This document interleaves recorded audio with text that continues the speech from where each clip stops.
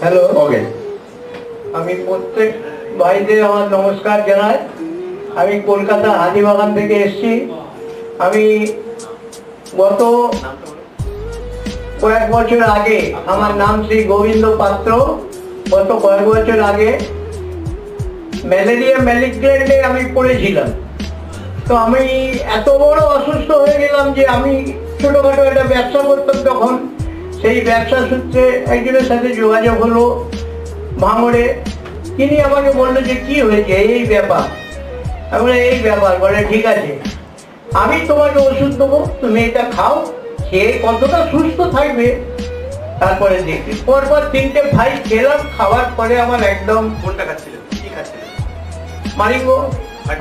হ্যাঁ, ওই 3টে ভাই খাওয়ার পরে আমার শরীর একদম পুরো ফিট হয়ে গেল। আগে হাঁটতে পারতাম না, পরে আমি